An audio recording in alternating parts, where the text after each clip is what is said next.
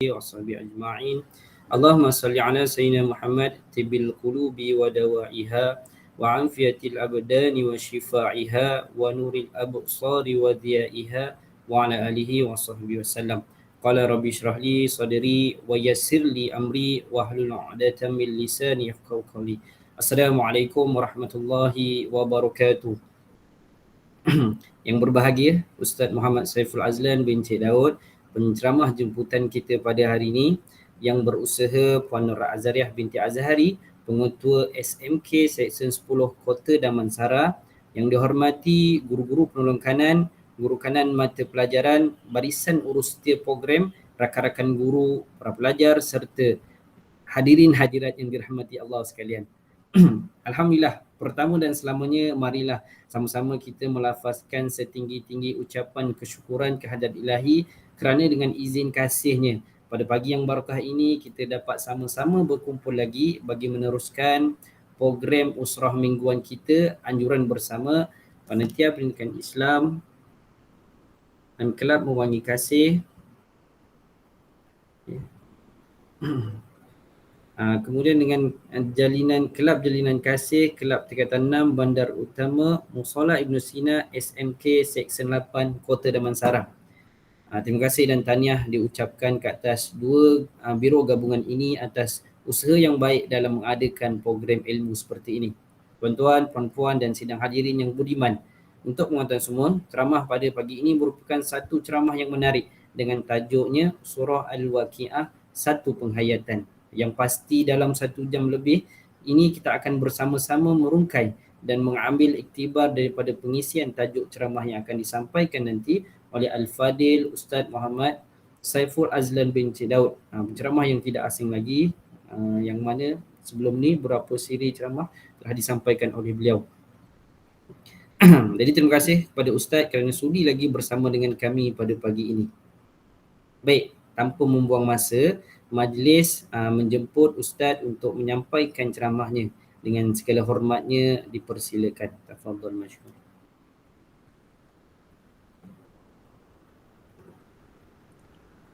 Assalamualaikum warahmatullahi wabarakatuh. Alhamdulillahi rabbil alamin wassalatu wassalamu ala asyrafil anbiya'i wal mursalin wa ala alihi wa sahbihi ajma'in. Subhanaka la ilma lana illa ma 'allamtana innaka antal alimul hakim wa la hawla wa la quwwata illa billahil aliyil azim. Terima kasih kepada Ustaz Burhanuddin, yang berbahagia, Puan Pengetua SMK Seksyen 10, barisan urus setia, ketua-ketua bidang, ketua penolong kanan, ketua-ketua bidang, guru-guru serta rakan-rakan yang dikasihi sekalian.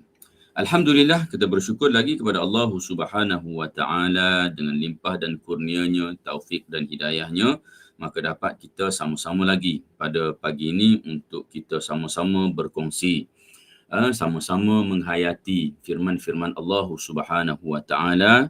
Kita cuba menyelami apa yang Allah SWT nak sampaikan pada kita. Mudah-mudahan dengan bacaan dan juga terjemahan dan begitu juga sedikit tafsiran yang bakal kita baca sekejap lagi akan mengetuk pintu hati kita, akan menjadikan kita ini hamba-hamba Allah Subhanahu wa taala yang semakin bertakwa kepadanya, yang semakin dekat kita ini dengan Allah Subhanahu wa taala. Kerana yang kita inginkan ialah ilmu yang kita cari. Ilmu itu akan jadi berguna sekiranya ilmu itu boleh membawa kita kepada mengingati Allah Subhanahu wa taala. Kita tak nafi ada di kalangan orang yang berilmu tapi makin jauh dengan Allah Subhanahu wa taala. Antara yang paling berilmu yang makin jauh dengan Allah Subhanahu wa taala ialah iblis laknatullah. Kalau nak kira ilmu dia dengan ilmu kita, jauh banyak ilmu dia. Jadi sebelum daripada saya mulakan bacaan dan juga tafsiran bagi ayat yang bakal kita baca sekejap lagi, saya ingin berkongsi sedikit cerita sebagai mukaddimah. Dah kita sebut dah, iblis ini merupakan makhluk yang berilmu. Makhluk yang berilmu, satu masa dia menandingi malaikat. Dari sudut ketaatannya, sehingga Allah Subhanahu wa taala menjadikan meletakkan atau menujukan firman-Nya itu dengan satu kata, iaitu dengan menyatakan wa idz qulna lil malaikati isjudu li Adam. Okay. Allah SWT tujukan kata itu dengan mengatakan wa idz qulna lil malaikah usjudu li Adam, sujudlah kamu kepada Adam, fasajadu illa iblis. Maka sujudlah semua melainkan iblis. Bila Allah suruh iblis sujudnya, yang nampak di situnya Allah menyuruh para malaikat sujud kepada Adam. Tiba-tiba keluar pengecualian di dalam firman Allah SWT itu, illa iblis, melainkan iblis. Sini para mufassirin menyatakan bahawa 7 cakap yang ditujukan oleh Allah Subhanahu Wa Taala dengan menyebut al-malaikah itu adalah mimbabit taghlib. Apa dia? Iaitu oleh kerana yang ramai jumlah yang besar di situ adalah malaikat, maka Allah tujukan dengan kata malaikat, dan iblis ketika itu keadaannya, sifatnya, amalannya seumpama dengan malaikat, sehingga tidak perlu untuk Allah SWT nyatakan wa idz qala, kalaulah ia bukan firman Allah, kita boleh kata begini, wa idz qulna lil malaikati wa iblis, tapi Allah tak sebut begitu. Allah sebut satu je, kenapa? Dia sudut nampak persamaan dan juga bahkan ibadahnya itu menandingi ibadah yang dilakukan oleh malaikat. Jadi itu menunjukkan bahawa satu masa bagaimana ketakwaan, bagaimana solehnya, bagaimana ilmunya yang begitu luas, yang begitu banyak, namun ilmu itu tidak memberikan apa-apa faedah kepada dirinya. Ia menjadikan dia lebih jauh daripada Allah SWT. Puncanya apa? Puncanya kerana tersematnya sifat takabur, tersematnya sifat yang sangat dibenci oleh Allah Subhanahu Wa Taala di dalam diri. Al-mutakabbir ini pakaian bagi Allah Subhanahu Wa Taala. Akan tapi bila mana dia masuk pada manusia, masuk pada makhluk lain, dia akan merosakkan makhluk tersebut. Jadi itulah yang berlaku kepada iblis laknatullah. Baiklah, rakan guru yang dikasih sekalian, kita hari ni nak sambung bahagian ayatnya adalah ayat yang ke-13. Ayat yang ke-13 insya-Allah sampai kepada ayat yang ke-26, dan kalau boleh kita pergi sikit lagi. Ayat ni adalah dalam kelompok anwa'u na'imis sabiqin yang diberi tajuk oleh Syekh Wahbah Zuhaili. Dia kata ini adalah kelompok bagaimana Allah bercerita tentang nikmat yang diberikan kepada as-sabiqunal awwalun. As-sabiqunal awwalun maknanya golongan yang terawal. Golongan yang terawal yang beriman kepada Allah Subhanahu Wa Taala, ataupun golongan yang ke depan. Ni golongan yang dipanggil sebagai VVIP dalam keimanan kepada Allah Subhanahu Wa Taala. Jadi sebagaimana biasa kita akan baca dulu. Kita akan baca dulu ayat-ayat ni, dan saya akan sentuh sedikit berkenaan dengan tajwid sepintas lalu saja. Khususnya apa yang saya sentuh adalah berkaitan, kalau boleh saya nak sentuh yang orang lain tak sentuh. Kalau yang orang duduk sebut-sebut soal modah tu biarlah bagi peluang pada orang lain lah. Dia sebut hukum ni, jumpa ni, jadi nama ni. Saya percaya di kalangan asatizah, di kalangan guru-guru dah tahu dah namanya hukum-hukum. Bila mana nun mati bertemu dengan huruf hijaiyah, mim mati bertemu dengan huruf hijaiyah, dah tahu dah nama-nama dia. Cumanya kalaupun saya sebut, saya akan sebut teknikal. Teknikal di sebalik hukum-hukum tersebut, atau teknikal pada huruf-huruf yang ingin kita baca. Baik, kita mulakan dengan ayat ni. A'udzubillahi minasyaitonirrajim. Sullatun minal awwalin wa qalilun minal akhirin. Sullatun minal awwalin. Sullatun minal awwalin. Bila mana kita baca dengan tanwin di situ, sullatun min, nak masuk pada mim. Okey, di sini dia kena pastikan ada dengung situ. Sulatum cuma teknikal nak dengung itu kena tutup mulut. Tutup mulut betul-betul tutup. Tapi walaupun tutup betul-betul, tapi janganlah sampai kepada tutup tu sampai hilang bibir yang merah itu. Jangan sampai hilang bibir kita. Dan bila kita tutup, sulatum. Cukuplah tu. Jangan tum. Kalau dah terlebih, jadi kita nak sebut huruf selepasnya pun jadi payah. Sebab kita dah kunci lebih daripada yang sepatutnya. Baik. Sulatum minal awwalin. Minal awwalin. Lam. Cara nak sebut huruf lam, kena guna pucuk lidah. Apa dia pucuk lidah? Pucuk lidah ni hujung sekali. Hujung bahagian yang mana, kalau saya tunjukkan handphone saya ni, anggaplah ini permulaan lidah. Permulaan lidah, sini ke depan. Kalau kita jelir lidah kita keluar ni. Ni hujung sekali. Okey. Jadi, untuk huruf lam, penggunaan lidah itu adalah paling hujung. Penggunaan lidah adalah paling hujung. Hujung sekali ni. Kalau kita letak macam ni, yang hujung sikit, yang tajam tu, kita nak guna ni lah untuk menyebut huruf lam. Jangan guna hujung bahagian sini. Kerana ini adalah bahagian untuk huruf nun. Kalau kita guna hujung dengan bahagian sini, kita akan dapati bunyi huruf lam akan tertembak naik ke hidung. Kerana dia tidak ada ruang untuk angin yang dari dalam kerongkong kita untuk lepas keluar daripada mulut, dia mesti naik kepada hidung kerana laluan telah tertutup apabila diguna bahagian atas bagi lidah. Okey. Ini jarang orang sebut. Sebab itulah majoriti orang kita baca, dia akan baca dengan minal. Akan bunyi, kalau kita perhati betul-betul, dia akan bunyi macam nak mengidung sikit. Minal. Tapi oleh kerana dia tak tekan gitu, taklah dengar kedengaran macam ke hidung. Tapi bila kita dengar betul-betul, bunyi hidung. Bunyi itu tak betul-betul keluar daripada mulut. Baik. Sulatum minal awwalin. Minal awwa. Untuk ayat pertama ni saya banyakkan sedikit tajwid, nanti kita lalu je. Okay. Minal awwa. Jangan awwalin, jangan sekat laluan angin. Kerana waw, makhrajnya tidak menutup laluan. Minal awwa. Minal awwalin. Okay. Sulatum minal awwalin.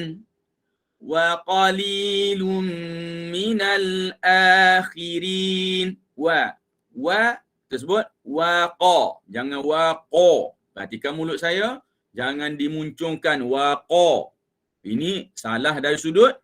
Kita dah masukkan unsur dhammah. Unsur bahagian depan di dalam huruf yang ada fathah.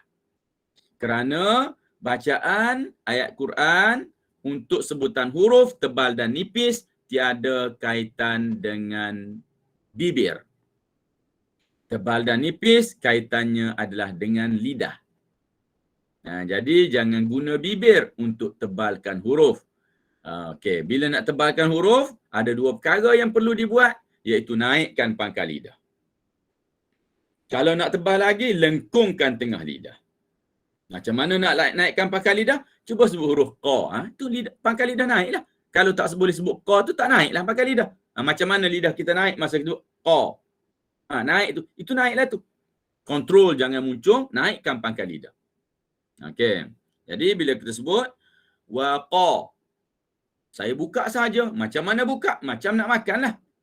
Kita ambil makanan, kita pun angkat nak masuk ke mulut. Kita pun buka mulut. Ada apa-apa yang kita buat selain daripada buka? Tak ada kan? Kita cuma buka. Rahang kita keras tak? Tak, lembut. Lidah kita ada terjulur ke? Lidah kita ada tenaga ke? Tak ada juga kan? Lidah kita duduk situ je. Macam itulah buka mulut. Sekarang ni masalahnya bila kita buka mulut, kita campur dengan rahang yang keras, kita campur dengan urat yang tegang, kita campur dengan lidah yang melengkung, lidah yang naik di pangkal lidah, maka kerana itu bunyi jadi tengok keturunan kita lah. Ada. Kalau kita ni belah pantai timur, bunyi pantai timur. Kita ni belah Kedah, bunyi Kedah. Ada. Kita dari keturunan Jawa, bunyi Jawa. Sebab apa? Itu teknikal lidah yang kita guna untuk bercakap. Tak boleh guna yang tu. Kena polish balik, kena guna budaya Arab bercakap. Barulah boleh baca Quran dengan baik, di samping kita kenal makhraj dan juga sifat huruf. Jadi hari ni saya nak ajak kita semua, bukan saya bukan semua yang ada ni, sebenarnya saya sendiri pun saya masih talaki 2 kali seminggu. Saya masih talaki 2 kali seminggu. Selepas musim ni lepas saya balik daripada Mesir dulu, saya tak jumpa guru untuk talaki. Sekarang bila saya dah jumpa, saya talaki setakat ini dah 5 tahun. Dah 5 tahun, masih lagi teruskan proses talaki. Orang lain dah baca qiraat bagai-bagai dah, saya masih tetap dengan Hafs an Asim. Sebab apa? Tujuan saya adalah untuk membetulkan bentuk baca, huruf nak sebut macam mana, sifatnya macam mana, nak jadikan sebutan itu seboleh mungkin, sesempurna mungkin yang mampu untuk dibuat. Jadi cubalah berusaha untuk belajar Al-Quran dengan baik, kerana kadang-kala kalau kita tak belajar dengan baik, dia mungkin akan merosakkan bacaan khususnya bacaan Al-Fatihah kita.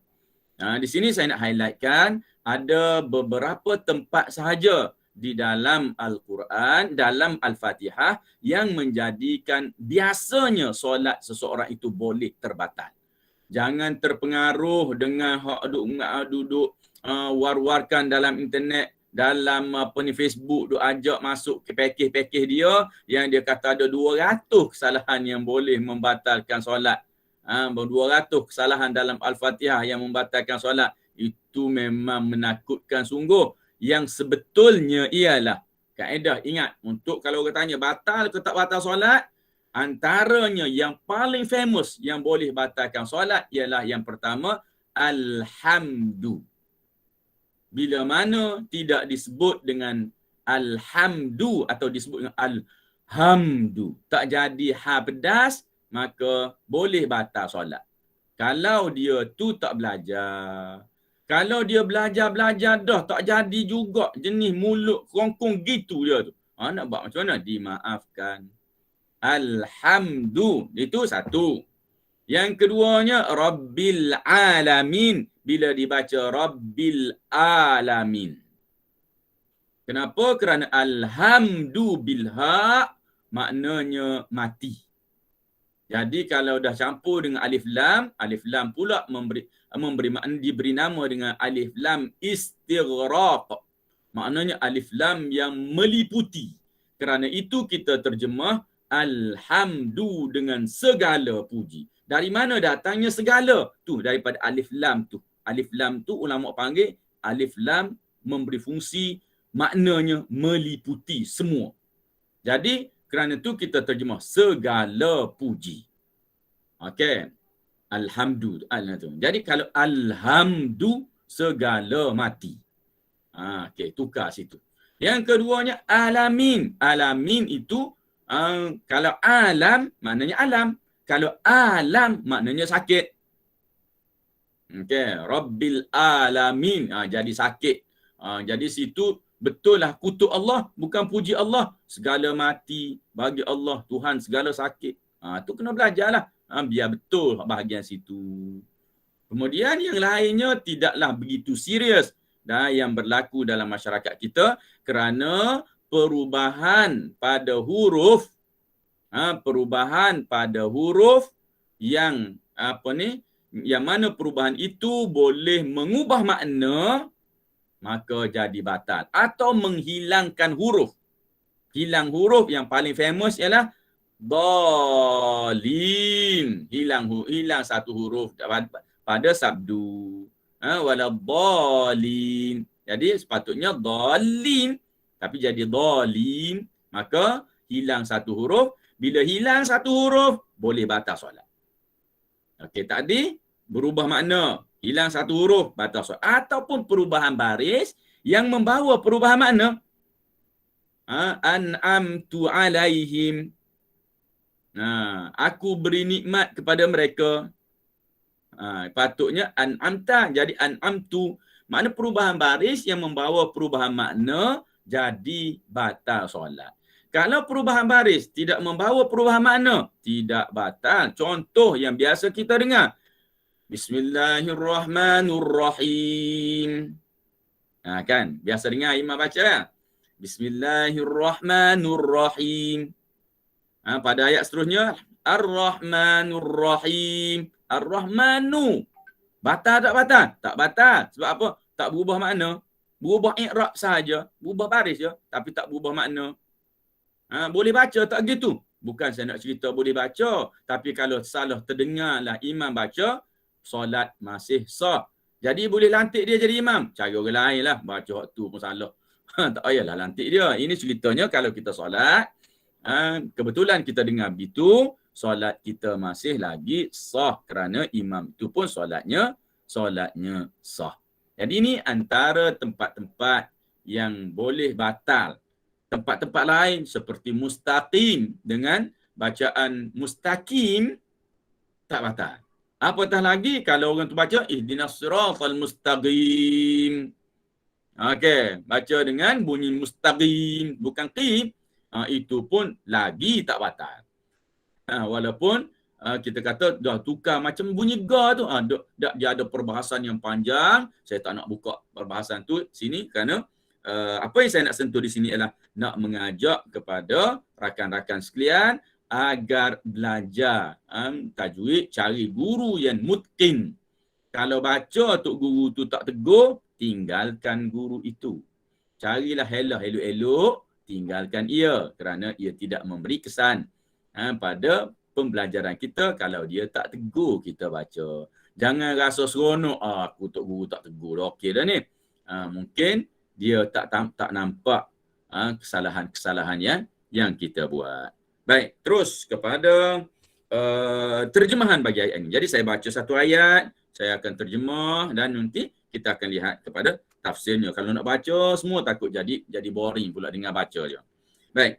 Sullatun minal awwalin. Sullatun ini makna satu kelompok. Satu kelompok. Sullatun ni satu kelompok. Minal awwalin, min dari. Awwalin adalah orang-orang yang awal.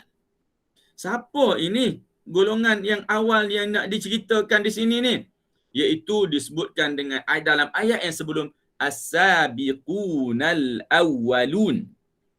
As-sabiqunal awwalun yang dimaksudkan di sini yang mana bila disebut wa qalilum minal akhirin, disebutkan dan sedikit daripada golongan yang akhir.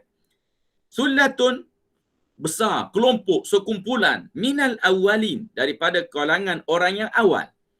Wa qalilun dan sedikit minal akhirin daripada yang akhir. Okey. Rujukan bagi ayat ini ialah orang-orang as-sabiqin humul muqarrabin, iaitu orang-orang yang dekat dari kalangan jama'atun kathiratun la yahsiru adaduhum minal umami sabiqah. Ini merujuk kepada para nabi yang terdahulu dan pengikut-pengikut mereka yang terdekat. Maknanya kalau kita nak ikut kepada as-sabiqin al-awwalin dari kalangan umat Nabi kita Muhammad, tidak ramai. Kenapa? Kerana yang merujuk kepada sabiqin al-awwalin ini, kita boleh katakan Rasulullah dan beberapa orang sahabat, ataupun kita masuklah sahabat semua sekali pun tak apalah. Dan juga orang-orang dari kalangan tabi'in. Kemudian kita ambil paling banyak lagi tabi'in. Okey. Jadi ini yang dipanggil sebagai as-sabiqin al-awwalin kalau pun layak kita sebutkan. Daripada dua generasi ini, dua atau tiga generasi ini, generasi bersama Rasulullah, generasi sahabat, generasi tabi'in. Jadi ini merupakan 3 golongan yang layaklah kalau kita nak letak dalam as-sabiqinal awwalin atau as-sabiqunal awwalun. Jadi bila disebutkan oleh Allah SWT, thullatum minal awwalin, kelompok besar dari kalangan orang-orang awal, dan qalilum minal akhirin, sedikit dari kalangan orang-orang yang akhir. Ia memberi makna kepada kita bahawa kenapa orang-orang yang ini dikira ramai kerana banyaknya Nabi yang sebelum. Nabi yang sebelum tu sangat ramai. Dia. Nabi tu, Rasul tu sendiri yang kita kata dah 313 orang dah. Nabi pula dengan bilangan ribuan orang Nabi. Tak masuk lagi pengikut-pengikut mereka yang dekat, yang betul-betul yang ikut 100% apa yang diajar oleh mereka. Jadi kalau nak dikira begitu, dengan ramainya Nabi yang terdahulu sebelum Nabi Muhammad, ramai Rasul-Rasul terdahulu sebelum Rasulullah SAW, dan pengikut-pengikut mereka juga pastilah ianya ramai. Kerana itu disebutkan dengan VVIP ini, golongan awal lebih ramai. Golongan akhir, iaitu bermula dengan umat Nabi Muhammad, tak berapa ramai. Kerana VVIP Rasulullah SAW, kita ni tak begitu ramai nak berbanding dengan ramainya Nabi terdahulu dan bercampur dengan umat-umat utama, pengikut-pengikut utama mereka. Kemudian, kita lihat lagi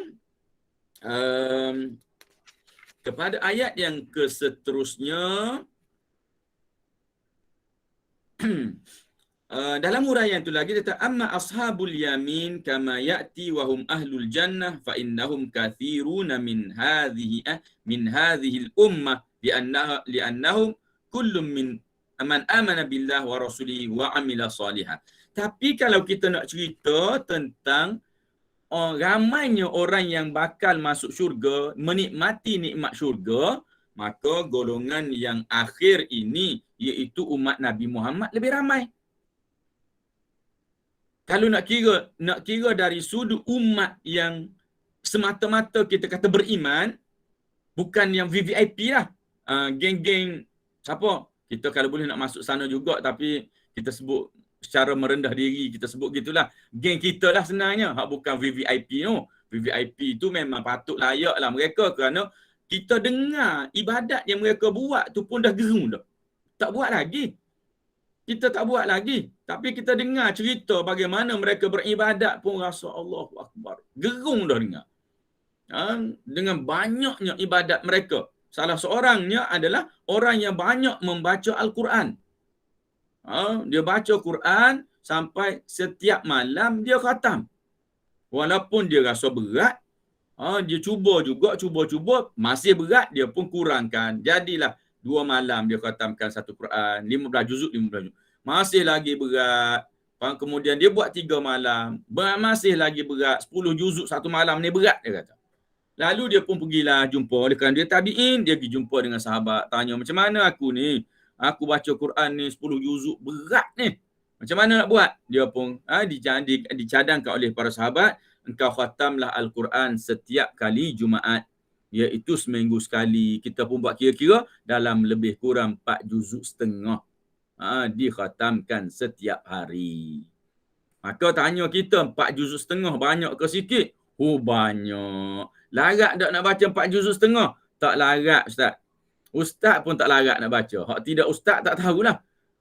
Ustaz yang baca Quran mungkin satu muka surat dalam 2 atau 3 minit sahaja. Satu muka surat.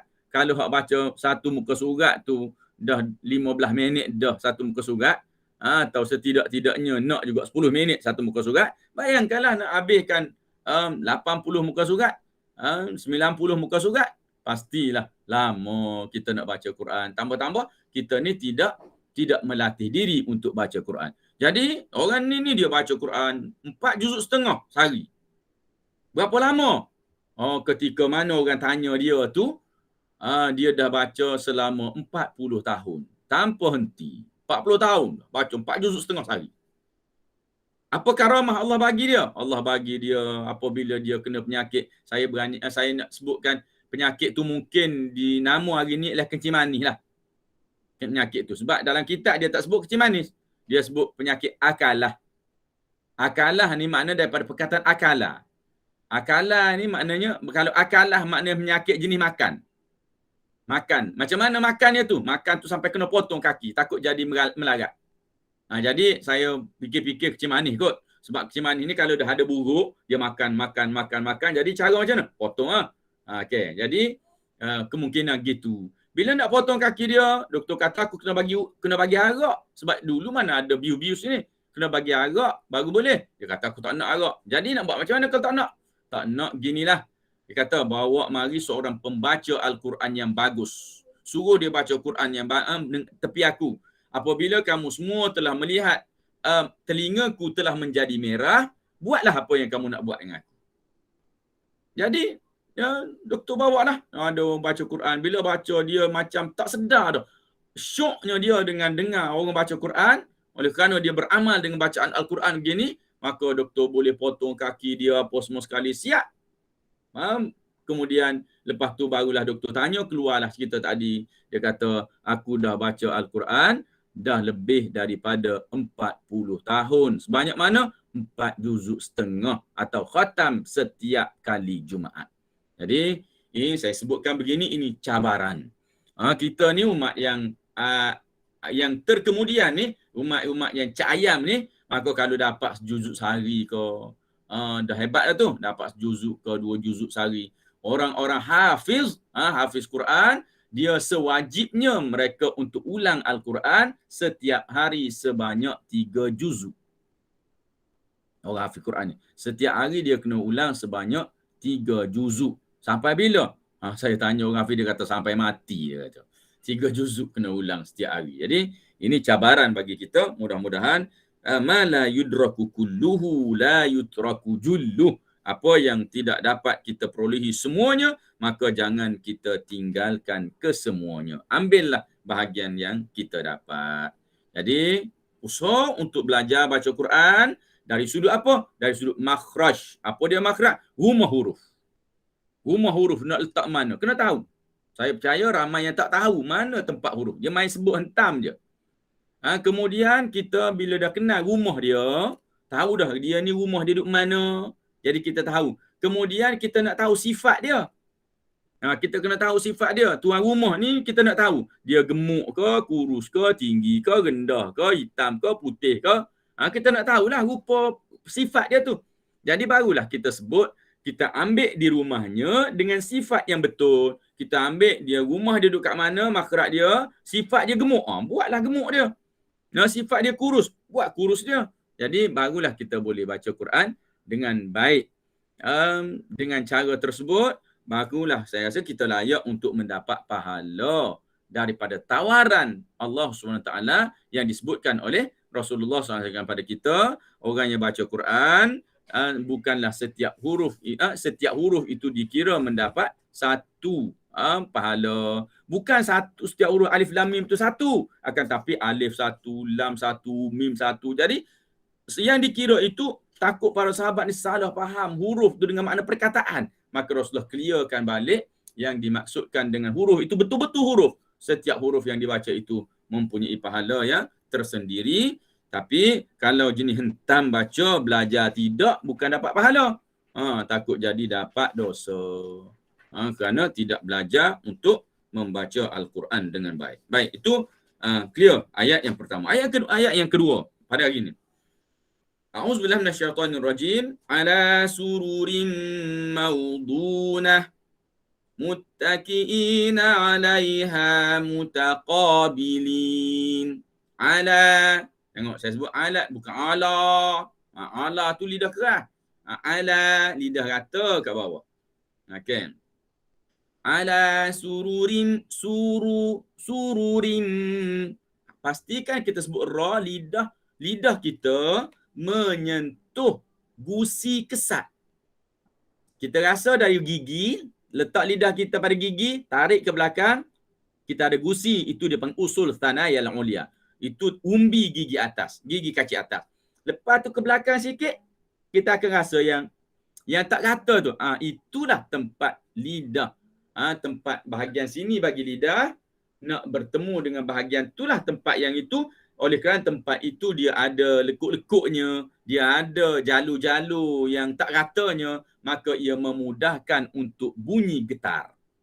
Kalau salah tempat lain, dia tak getar. Sebab apa? Tak sesuai tempat tu untuk bergetar. Kan kita bila naik kereta, jumpa lain kuning yang tengah jalan tu, lain zebra dia tu, kan, sebab ada lain tu lah. Dia jadi getar.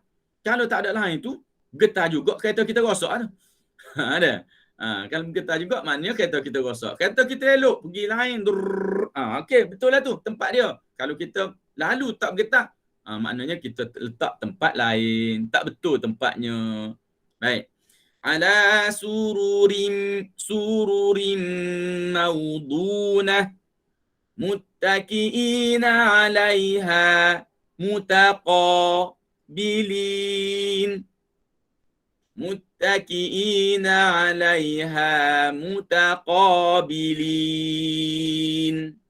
Okey. Masa mutaqabilin, tarik bili. Biar nampak gigi. Dia dalam kitab dia sebut memang kita nampak tu macam terperanjat cara dia sebut. Iaitu bita'riyatil asnan. Bita'riyatil asnan. Kita pun carilah kamus kataan ta'riyah itu.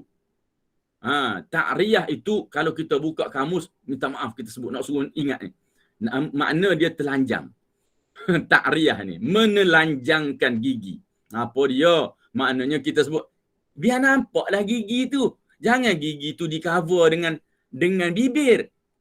Bila gigi tu di cover dengan bibir, mana dia nak keluar? Tak boleh keluar lah. Mutaqabili. Bunyi lain. Bili. Dia dah keluar elok. Bunyi solid. Kasrah dia tu. Okey. Ala sururin maudunah. Ala atas. Surur. Sururin. Di atas katil-katil. Kalau kita guna satu, sarirun. Okey. Jamak dia, banyak dia. Surur. Orang-orang yang as-sabiqin al-awwalin ini, sullatun minal awwalin tadi, wa qalilun minal akhirin itu, ala sururin. Mereka itu duduk di atas katil-katil. Maudunah. Katil-katil itu ditenun, dijahit dengan hiasan. Dijahit maknanya bukan katil kosong dak, katil berhias. Okey. Muttaki'ina 'alaiha. Muttaki'in makna ittika'. Ittika' ni duduk, kita kata duduk menyenggeng. Duduk menyenggeng, duduk. Orang duduk atas katil, bukan duduk macam ni atas katil. Duduk atas katil mestilah kita kata nak baring-baring ke, duduk mengering ke, duduk macam mana? Duduk orang rehat macam mana? Duduk orang rehat. Yang disebutkan dengan surur itu juga jangan digambarkan dengan katil tidur kita tu. Kalau nak gambar dekat sikit pun, hak jenis, hak raja-raja duduk tu. Sekarang ni dipanggil apa? Hak layak kita sebut bench ke apa. Saya kalau tak salah saya lah tu. Saya main hentam ni.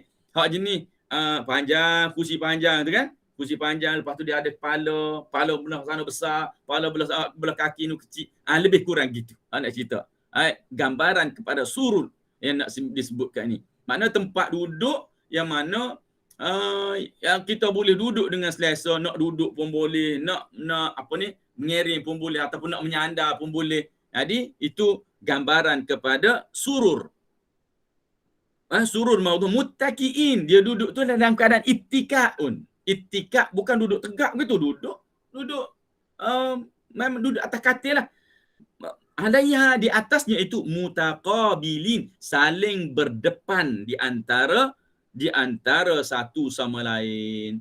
Ini bukan nak tidur ni. Ini duduk sembang-sembang. Ahli-ahli syurga itu tempat-tempat duduk mereka, katil-katil tempat mereka berehat itu berhadapan di antara satu sama lain. Duduk bersembang-sembang mereka di antara ahli-ahli syurga tersebut.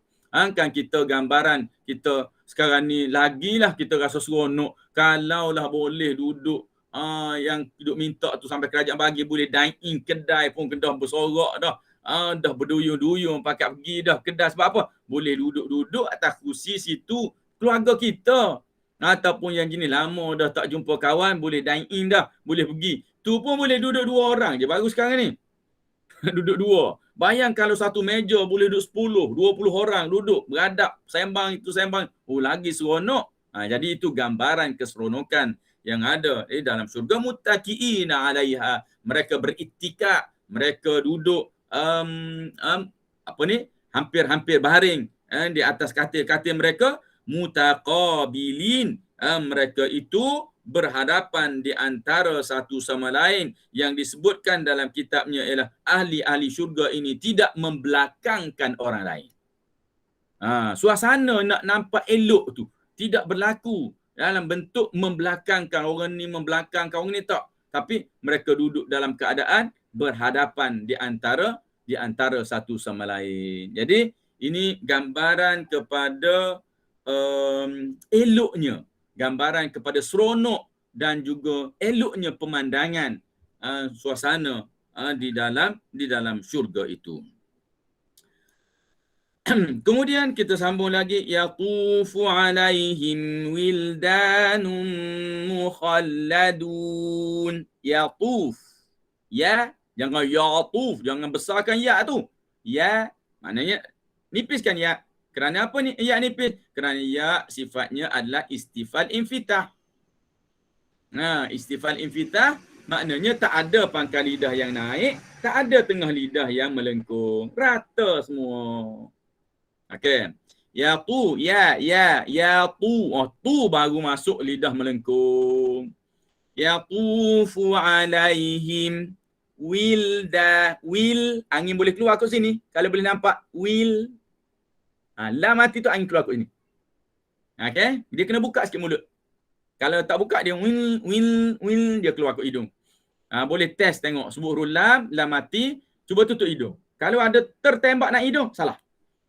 Salah tu bukan cerita salah sampai batas solat dak ni. Salah dalam tajwid ni lain. Kesalahan dalam ranking tajwid ni dia tidaklah sampai gitu. Cuma bila kita kata sebut pengajian tajwid, ini salah. Tapi bila solat, solat cerita fiqh, jangan cerita tajwid. Kena hubungkan dengan hukum fiqh. Kalau tok guru tajwid bagi hukum untuk solat, habis. Semua orang tak sah. Sebab tu jangan tanya hukum fiqh dengan tok guru tajwid, melainkan orang tu juga adalah orang yang boleh atau faham ilmu fiqh. Sebab tu saya selalu sangat pesan, di masjid-masjid pun saya selalu sangat sebut, jangan keliru dan jangan memahami sesuatu dengan cara bercampur. Fahami sesuatu dengan alirannya, kemudian baru gabung. Jangan faham secara bercampur. Maksud saya ialah kita fahami. Contoh, tajwid. Ini macam ni. Salah betul, ini cantik apa semua. Ini tajwid. Ini tak boleh diterima bacaan. Tapi tajwid. Ini hukum tajwid. Kemudian kita masuk kepada hukum fiqh. Okey. Bila masuk kepada hukum fiqh, dia lain penilaian hukum fiqh. Contoh bagi mad lazim. Lazim ni kena baca 6. Waladhdallin. Lazim ni lebih pada wajib. Tapi orang tu dia baca 2. Waladhdallin. Macam tu je dia baca. Sah tak solat dia? Solat sah. Ada mat tak? Ada. Fiqh dia ambil takat tu je. Dah. Tapi cantik tak? Cantik cerita lain. Nenek cerita dulu sah tak sah dulu. Jadi ambil satu. Kemudian saya dengar sebahagian orang kadang dia mengajar, dia campur tasawuf dengan fiqh. Bila campur tasawuf dengan fiqh, pening habis. Okey. Contoh, solat di awal waktu. Solat di awal waktu. Kalau solat di akhir waktu jadi macam mana? Ambil dulu cerita fiqh. Cerita fiqhnya ialah solat masih sah. Berdosa ke tak berdosa? Belum. Sebab apa? Dia solat dalam waktu. Itu cerita fiqh. Walaupun dalam fiqh pun dah sebut anjuran solat awal. Tapi kelebihan itu, ini, apa semua tu, itu cerita tasawuf. Jadi, boleh tak kita asing-asingkan? Dari sudut pengamal. Dari sudut belajar, kita asing. Dari sudut pengamalan, kita nak gabung. Tapi kita kena faham. Solat, walaupun orang tu solat, Assalamualaikum warahmatullahi wabarakatuh, Allahu Akbar, Allahu Akbar, masuk waktu lain. Dosa tak dia? Tak. Kenapa? Dia masih solat dalam waktu. Tapi patut tak dia buat gitu? Tak patutlah. Dia layak macam mana? Layak dinasihati. Janganlah sampai gitu. Solatlah awal, banyak kelebihannya. Dengan solat awal waktu, mudah-mudahan Allah SWT lembutkan hati kita. Ini cerita pujuk tasawuf pula. Jadi kalau kita hukumkan melalui tasawuf kepada perkara fiqh, nanya orang. Ini maksudnya fahaman tu akan jadi bercelaru dan mungkin boleh bergaduh. Baik, yatufu alaihim wildanun mukhalladun, mukhalladu. Jangan campur nun di hujung tu kecuali bila tiba masa je. Okey. Cara nak buat macam mana? Contoh cuba sebut dadu. Takut orang sebut mukhalladun jadi dun. Sebab apa? Dia dah angkat lidah untuk bersedia bagi nun. Dan bila dia angkat lidah bersedia untuk nun, maka angin akan jadi ke lain dan bunyi akan tak solid, bunyi du tu tak solid. Jadi kekalkan lidah pada tempat asalnya dun, baru masuk. Baru betul. Banyak lagi tempat lain yang mana kalau kita dah ada persediaan kepada huruf selepas, maka dia akan merosakkan bacaan kita dari sudut cantik tak cantiknya bacaan tersebut. Okey, yatufu. Daripada perkataan tafa yatufu, maknanya tawaf. Biasa kita jumpa tawaf. Yatufu alaihim. Tawaf ke atas mereka. Apa makna tawaf sini? Maknanya mengelilingi mereka. Maknanya ada yang duduk pusing sekitar mereka. Mereka ni duduk atas katil, duduk sembang-sembang. Duduk atas katil sembang ni. Kalau air kena pergi ambil sendiri, tak best lagi tu. Air ke, makanan ke, apa ke. Kalau ada orang hidang, lagi sedap. Lagi seronok. Ni digambarkan yatufu alaihim, yang berpusing ke atas mereka, makna pelayan. Yang datang sekali-sekala pusing nak apa. Dia bawa semua. Wildanun, daripada waladun, budak. Wildan, anak remaja, budak remaja. Mukhalladun. Mukhalladun maknanya khuludun, kekal. Khulud maknanya kekal. Wildanun, anak remaja, mukhalladun, yang dikekalkan. Wildanun mukhalladun. Hidup dalam syurga ini tempohnya lama. Tempoh tahun-tahunnya lama. Kalau tak kekal, budak ni duduk lama tengok sekejap je jadi tua dah budak ni. Budak pelayan ni lama-lama duduk dalam syurga jadi tua. Allah nak nafikan perkara itu. Maka Allah sebut wildanun mukhalladun. Terjemahan bagi ayat ini maksudnya ialah yang pelayan dari kalangan remaja-remaja yang elok rupa parasnya, yang sentiasa pusing untuk bertanya keperluan orang ahli syurga itu, dan wildan itu pula kekal rupa parasnya dengan keadaan yang kita sebutkan dengan remaja itu sampai bila-bila. Okey. Biakwabin, ni gambaran lagi.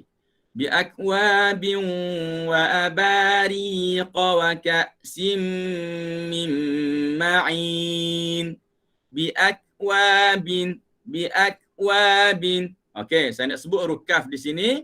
Kaf jangan disebut biakwa. Jangan ada bunyi biakwa. Banyak sangat tu. Ada tak yang ke tu? Ada dalam mulut je bunyi. Biakwabin. Boleh dengar tak? Biakwabin. Saya letak mulut dekat mic. Mungkin kalau nak terdengar sikit-sikit pun, itu sahaja bunyi dia. Jangan lebih. Kalau lebih, rosak sifat huruf kaf itu. Macam ada orang kita buat kalau azan, Allahu Akbar, Allahu Akbar. Dia macam lori brek kan bunyi. Banyak sangat tu. Tu salah. Jadi bunyinya sangat sedikit. Dia punya timbangan macam mana? Kata Syekh saya dulu, yasma'uhul qarib dunal ba'id. boleh didengar oleh orang yang terdekat, orang jauh tak dengar. Kita duduk dekat boleh dengar lah bunyi angin sikit. Orang jauh tak boleh dengar. Bukan satu masjid boleh dengar benda tu. Okey. Jadi disebut bi akwabin wa abariqa. Tengok saya nak clearkan ri, tak nak ri bercampur dengan qa. Wa abariqa wa ka'sim min ma'in. لا يصدعون عنها ولا ينزفون. La yusadda. Dal depan dekat gigi. Lidah mesti sentuh dekat-dekat dengan gigi tu. La yusaddauna anha wala terus masuk ke hidung. Ke hidung. Jangan pergi ke hidung. Yunzifun. Baik. Bi akwabin, yang mana wildan itu tadi yang pergi mencanya keperluan ahli syurga yang duduk atas-atas katil dia tadi, mereka itu yatufuna alaihim, mereka itu tawaf, pergi bi aqdahin dengan bawa bekas, mustadiratul afwah, yang mana mulut bekas tu bulat, mulut bekas itu bulat, la adhana laha, yang mana bekas tu tak ada telinga. Ini yang dipanggil kub. Kenapa dia terjemah dengan gini sekali? Perkataan akwabun, kub itu adalah bentuknya gitu, dia bulat, dia tak ada telinga, baru dinamakan kub. Okey. Kemudian disebutkan bi akwabin wa abariq. Abariq daripada perkataan ibriqun. Ibriqun maknanya ia adalah kendi. Kendi. Ada bekas, bekas tu mungkin dalam bentuk gelas ke, sebab dia tak ada telinga tu. Kemudian ada cerek. Kemudian sambung lagi dengan wa ka'sim min ma'in, dan juga dengan ka'sun, iaitu cawan. Cawan. Mutrifatun min ka'sum min ma'in, iaitu cawan min daripada ma'in, yang mana dia itu diisi di dalamnya arak yang mengalir. Okey, ka'sum min ma'in, daripada arak yang dalam gelas tu sendiri ada arak. Arak apa? Arak yang disebutkan min ma'in ini yang mengalir dari mata air yang tidak kering. Mana arak yang diambil dari mana? Dari sungai, dari mata air. Mata air itu keluar sejenis minuman yang dinamakan dengan khamrun, yang dinamakan dengan arak. Akan tetapi arak itu merupakan arak bukan sebagaimana arak di dunia, yang mana Allah SWT sendiri sebutkan di situ la yusaddaun, yang mana arak ini tidak menjadikan sudak. Perkataan sudak mana sakit kepala, la yusaddaun, tidak menyakitkan kepala, tak peningkan kepala, wala yunzifun, dan juga tidak mabuk atau hilang akal. Arak-arak yang dibawa oleh wildan itu la yusaddaun, tidak pening, wala yunzifun, dan juga tidak jadi hilang akal atau tidak jadi mabuk.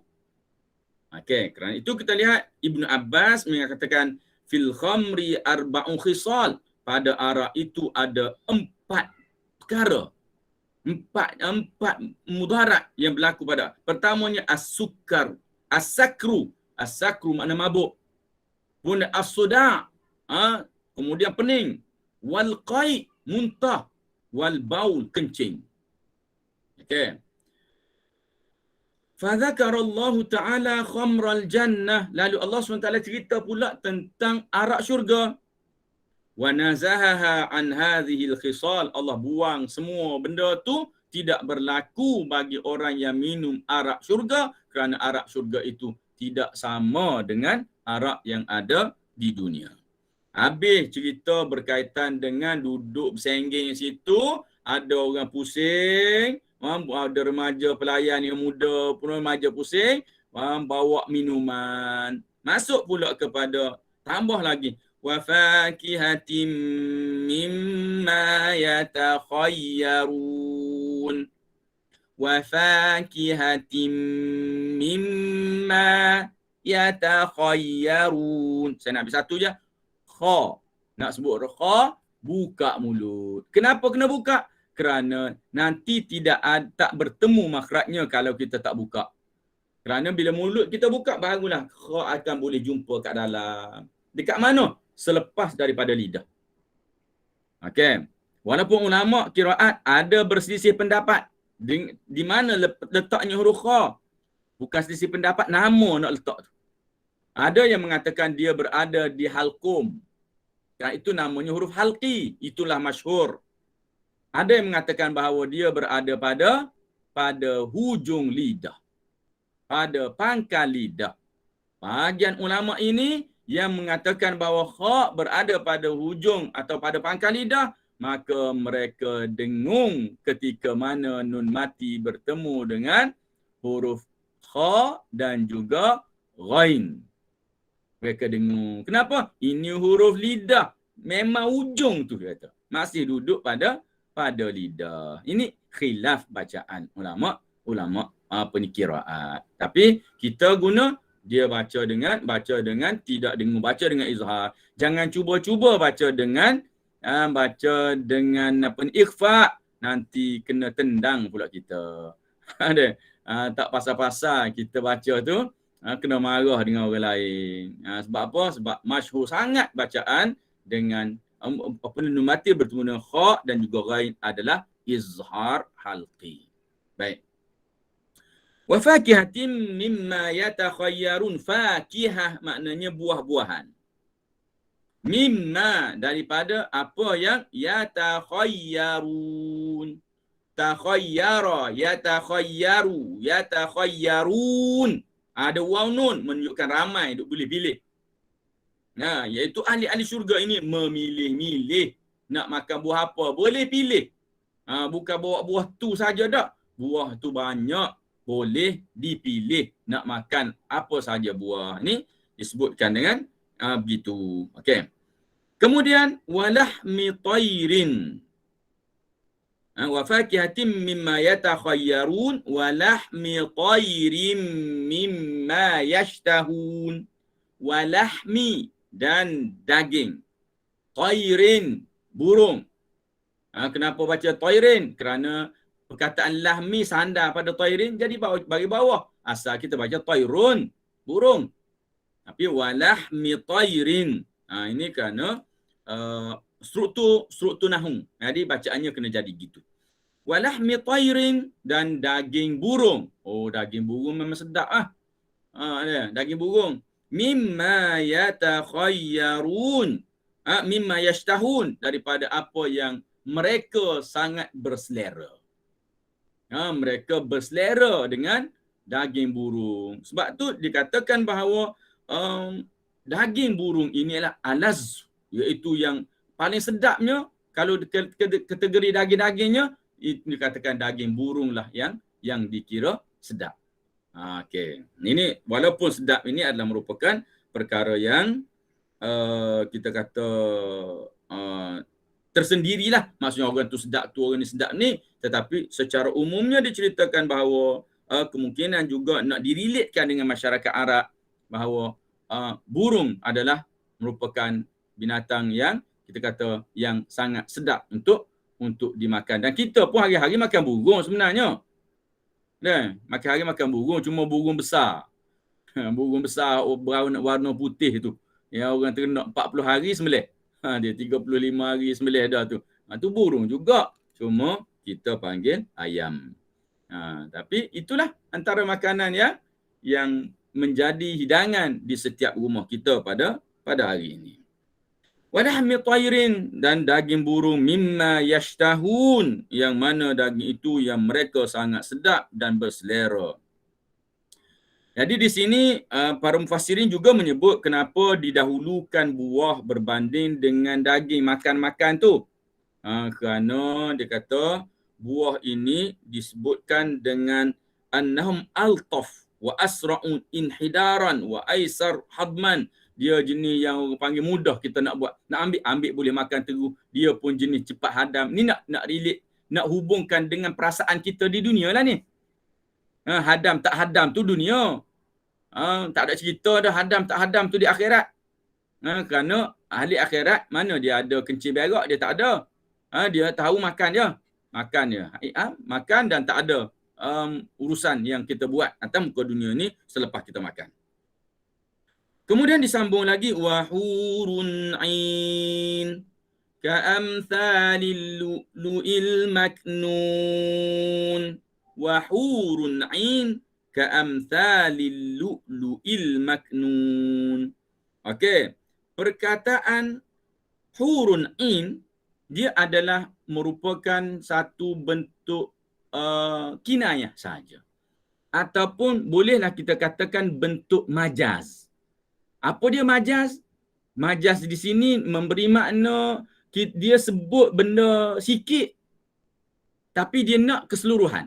Ini majaz mungkin ba'du, sebahagian. Iaitu wahurun ain. Perkataan hurun ain maknanya macam ni. Orang mata yang hitam itu hitam, hitam itu betul-betul hitam dan putih itu betul-betul putih. Dan digambarkan pula mata tu agak besar. Okey. Jadi nak terjemah macam mana hurun in? Ada orang dia nak terjemah mudah, dia kata bidadari. Jadi kita pun tengah-nganggur hurun in bidadari. Tak jumpa cari. Dulu saya pun tak jumpa cari. Apa makna ni? Nak terjemah betul, nak faham. Hurun in, hur maknanya adalah orang yang matanya yang mata putihnya sangat putih, mata hitamnya sangat hitam dan saiz matanya besar. Besar macam mana? Besar cantik. Kalau kita nak mudah bahasanya macam ni lah. Si mata hitam atau si mata yang cantik itu berada di situ. Dia nak apa dia? Dia nak orang. Dia yang dimaksudkan itu adalah bidadari yang berada di syurga. Tetapi dikiaskan perkataan bidadari itu dengan itlaq, dengan hanya sebut sifat mata dia. Dia kan kita pun si hidung mancung. Bukan nak hidung dia. Kita nak sebut kriteria yang menarik perhatian yang ada pada dia. Jadi berkaitan dengan majaz ini banyak diguna dalam Al-Quran. Dengan pelbagai makna.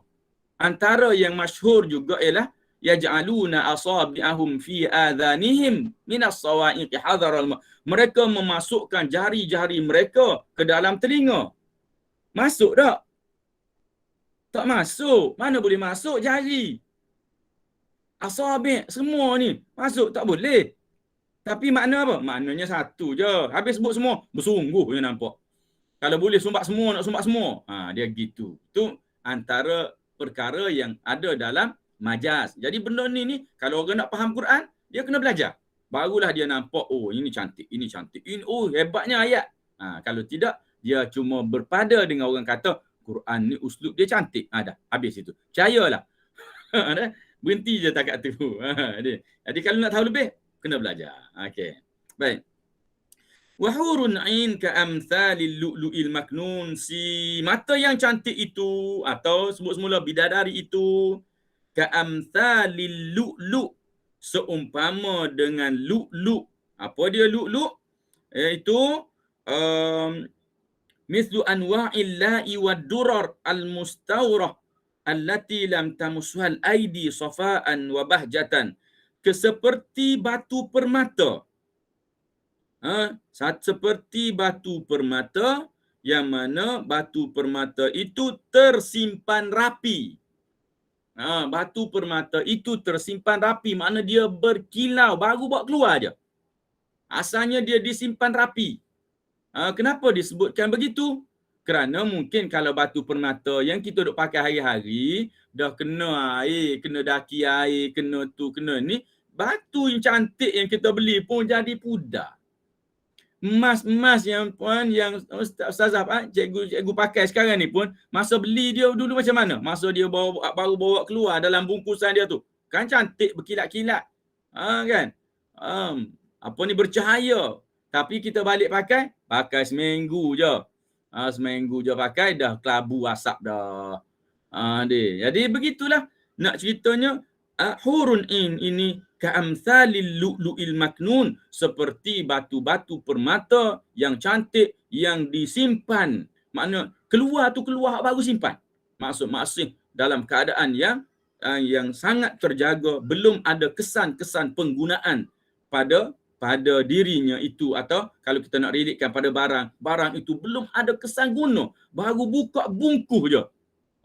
Pastilah ia masih lagi cantik, ia masih lagi berkilau dengan originalnya, belum terkesan dengan apa-apa yang ada di persekitarannya. Kemudian kita sikit lagi, jazaan bima kanu ya'malun. Jazaan maknanya sebagai suatu ganjaran, bima dengan apa, kanu adalah mereka dulu. Dia disebut kana adalah dulu, cerita dulu. Jazaan, ganjaran, bima dengan apa, dengan benda, kanu mereka dulu, ya'malu buat. Semua yang disebutkan nikmat-nikmat tadi adalah ganjaran kepada apa yang mereka telah buat dulu. Ayat yang potongan yang terakhir di bawah, la yasma'una fiha lagwan wala ta'thima illa qilan salaman salama. La yasma'un, la tidak, yasma'un mereka dengar, sami'a dengar, yasma'un ada waw nun, maknanya mereka dengar. Maknanya kita ambil, kalau tak pandai bahasa Arab pun nampak ada waw nun, itu melambangkan mereka. La yasma'un, mereka semua tidak dengar, fiha di dalamnya, di dalam mana? Fiha fil jannah, dalam syurga itu, lagwan perkara lara. Lara tu bahasa Arab dah tu. Benda lara, benda lagwan, tidak kedengaran di dalam syurga itu. Perbualan mereka yang duduk berhadapan di antara satu sama lain itu, tidak ada kedengaran padanya lagwan, tak ada benda-benda lara. Wala ta'thim, begitu juga tak ada athimun, dosa. Ithmun, dosa, dan dengan sa. Ta'thim, juga mereka tak buat dosa. Mereka duduk sembang tu, mereka tak mengumpat, mereka tak mengutuk, mereka tak mengeji, mereka tak sembang berita fitnah, mereka tak buat apa, tak buat benda-benda gitu. Ta'thim, wala ta'thim, tak ada benda-benda bentuk dosa tu. Murninya keadaan tersebut. Yang ada apa? Illa qilan salaman salama. Melainkan qila, dikatakan, qila dikatakan, salaman salama, salam salam. Maknanya mereka masing-masing mengucapkan atyabul kalam, kata-kata yang baik. Bukan duduk dalam syurga tu salam, salam, salam gitu. Tak. Jangan salah faham macam tu. Makna ucapan-ucapan mereka, percakapan mereka adalah berunsurkan kebaikan semata-mata.